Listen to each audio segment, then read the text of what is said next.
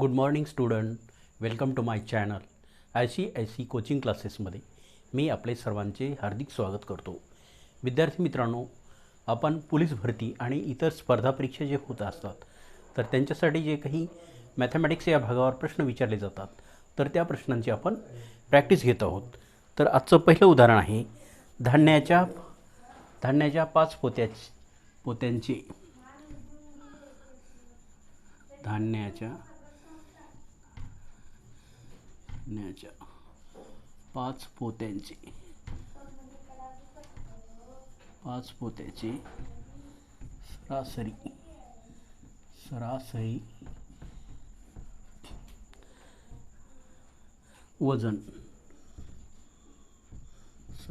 वजन किती आहे? 98.5 kg म्हणजेच किलोग्रॅम आहे. 6व्या पोत्याचे वजन 6 पोत्यांची सरासरी मिळून 6 पोत्यांचे वजन मिळून 6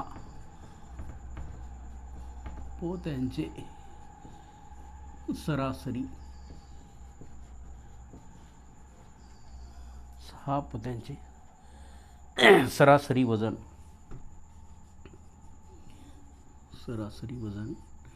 99.4 kg आहे.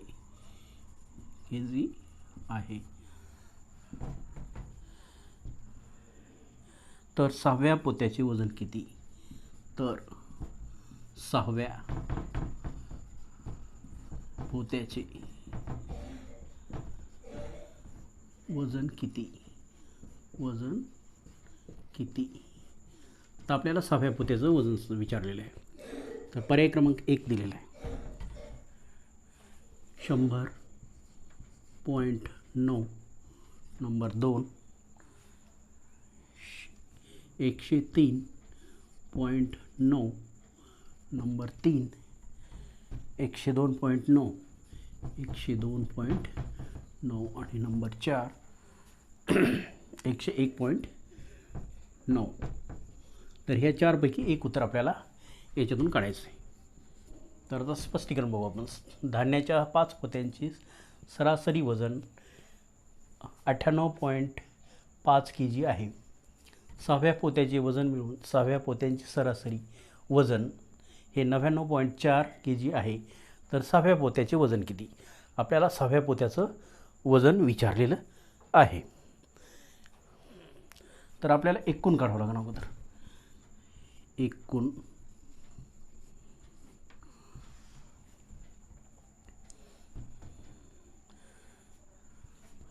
5 गुणिले 100 म्हणजे किती येईल आपले? 500.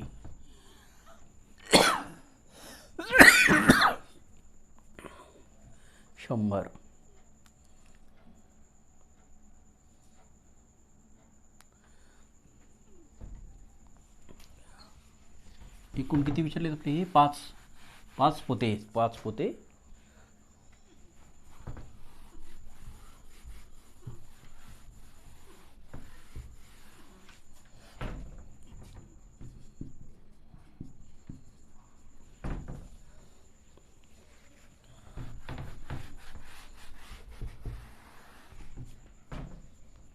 तर आपल्याला काढायचं 6व्या पोत्याचं वजन, बरोबर. तर 6व्या पोत्याचं वजनाची आपल्याला काढायचं तर आपल्याला ह्याचं कॅल्क्युलेशन करावं लागलं अगोदर. 5 पोत्याचे एकूण किती? 5 पोत्याचे एकूण वजन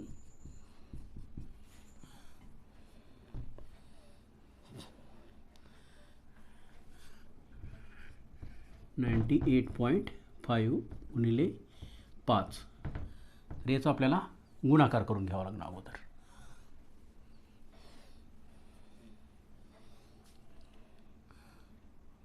पाचा पाचा 25, 25चा 5, 4 2,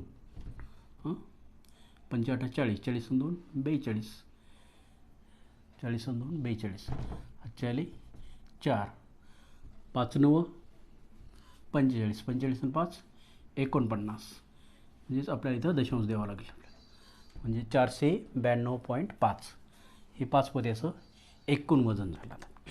आता आपल्याला 6व्या पोत्याचं वजन काढायचं आहे त्याच्यात. तर 6 पोत्याचे एकूण वजन, 6 पोत्याचे एकूण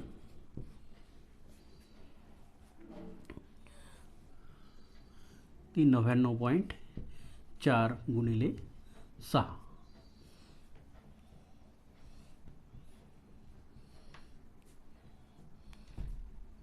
99.4 गुणिले 6, 6 चौक 24, 4 2, 6 9 54, 54 2 56, 4 5, 6 9 54, 54 आणि 5 59, म्हणजेच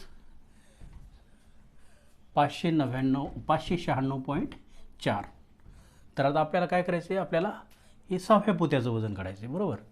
तर 6व्या पोत्याचं वजन काढण्यासाठी आपल्याला काय करावं लागेल, हे 596.4 मधून हे आपल्याला एवढे वजा करावे लागतील. मग मिळेल ते आपल्याला कोणतं मिळेल, आपल्याला हे 6व्या पोत्याचं वजन मिळून जाईल आपल्याला. 6व्या पोत्याचे वजन, 6व्या पोत्याचे वजन बरोबर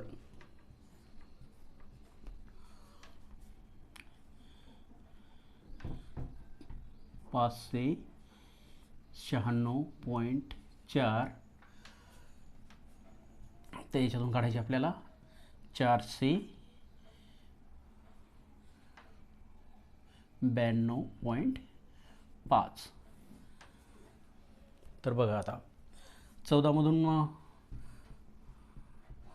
14मधून 5 गेले, खाली राहिले 9, 5, 5मधून 2 गेले, खाली राहिले 3,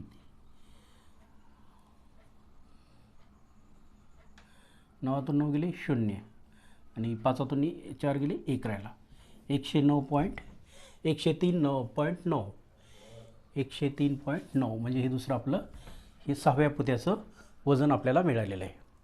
आलं लक्षात. या पद्धतीनं आपल्याला हे वजन अशा पद्धतीने काढावे लागतात. नेक्स्ट घ्या.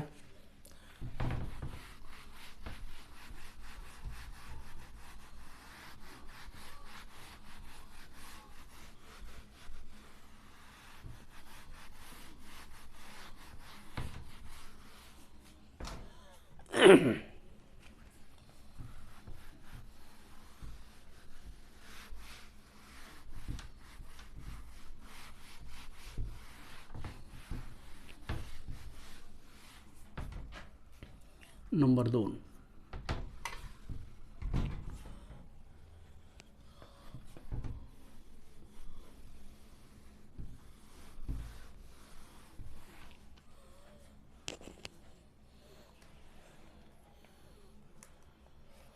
5 संख्यांची सरासरी, 5 संख्यांची 5 संख्यांची सरासरी, 5 संख्यांची सरासरी 100 आहे, 100 आहे. 5 संख्यांची सरासरी 100 आहे. त्या सर्व संख्यांची दुप्पट केली, त्या सर्व संख्यांची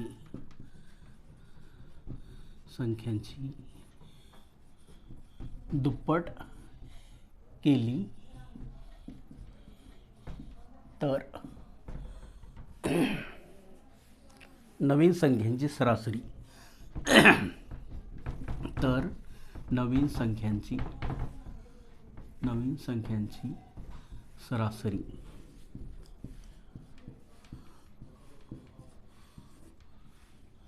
किती येईल. पर्याय क्रमांक 1 110, 110. पर्याय क्रमांक 2 210. पर्याय क्रमांक 2 200 फक्त. पर्याय क्रमांक 3 100 आणि पर्याय क्रमांक 4 150. तर बघा 5 संख्या आहेत, तर 5 संख्येची सरासरी किती आहे? 100 आहे. म्हणजेच 5 संख्यांची सरासरी बरोबर 100 गुणिले 5 म्हणजेच 500. 500 आणि त्याची दुप्पट केली समजा, त्याची दुप्पट म्हणजे किती? 500 गुणिले 2. 500 गुणिले 2 म्हणजे किती होतील मग? हे 5 2 10 आणि 2 0 1000. तर मग आता या 5 संख्यांची सरासरी काढायची. 5 संख्यांची नवीन संख्यांची सरासरी, नवीन संख्यांची सरासरी, नवीन संख्यांची सरासरी बरोबर 1000/5 म्हणजेच 5 2 10 200. तर नवीन संख्यांची सरासरी किती आलेली आहे? 200 येते. म्हणजे पर्याय क्रमांक 2 हा आपला बरोबर आहे. आता या 5 संख्यांची सरासरी आली लक्षात तुमच्या? 100 आहे आणि नवीन संख्येची दुप्पट केल्याच्या नंतर त्यांची सरासरी किती आलेली आहे? 200.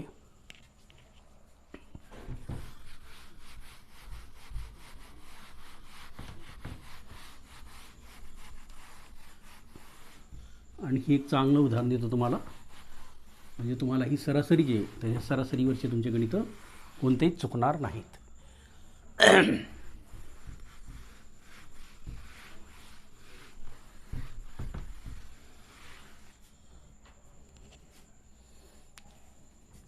नंबर 3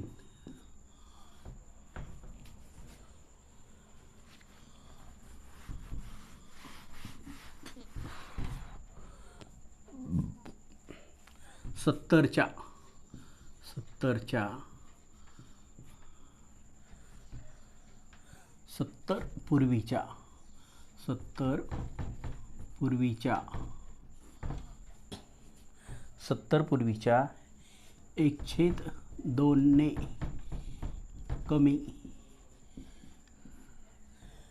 ने कमी होत जाणाऱ्या होत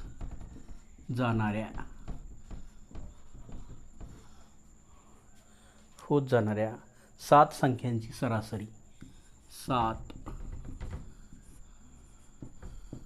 संख्यांची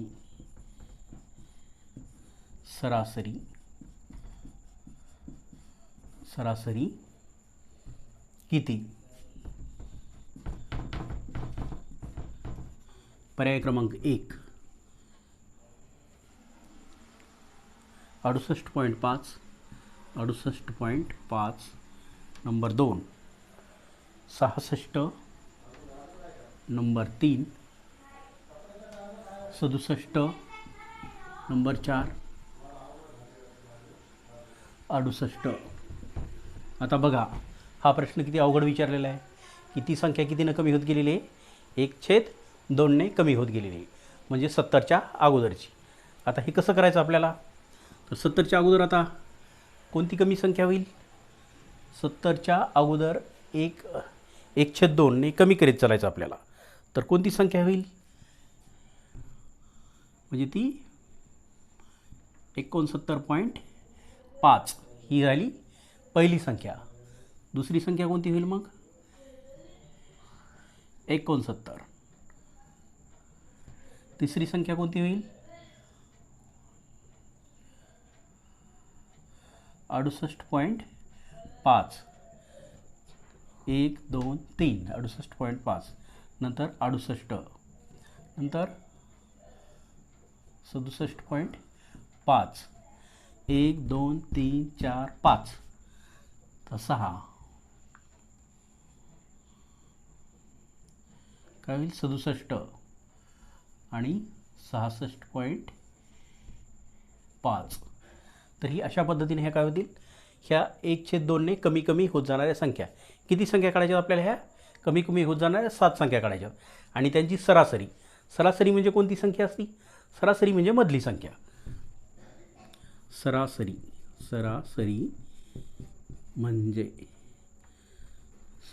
म्हणजे मधली संख्या. आता या 7 संख्या दिल्या, 1 2 3 4 5 6 आणि 7.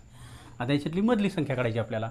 म्हणजे 1 2 3 1 2 3 म्हणजे मधली संख्या कोणती आली? 68. 68 ही या संख्यांची सरासरी आहे. 68 पर्याय क्रमांक 4. आलं लक्षात? 1 1 कशी कमी होत गेलेली संख्या आहे. तर ही वाढवायची जरी सांगितली तरी तुमच्या हे लक्षात आलं पाहिजे की 70.5 नंतर 71 अशी वाढत जाते. आणि कमी होत गेलेली कशी गेलेली? 69.5 नंतर 69 नंतर 68.5 अशी ही कमी कमी होत गेलेली संख्या आहे. आणि ती आपण मधली संख्या काढलेली. कोणती ती? 68. आपण यांची बेरीज जरी केली समजा आणि त्याला आपण 7 न भागलं तरीसुद्धा 68 येतात. आणि ही या पद्धतीनं सुद्धा ही मधली संख्या घेतल्याच्या नंतरसुद्धा 68च हे उत्तर येतं. आलं लक्षात हे सर्व तुमच्या?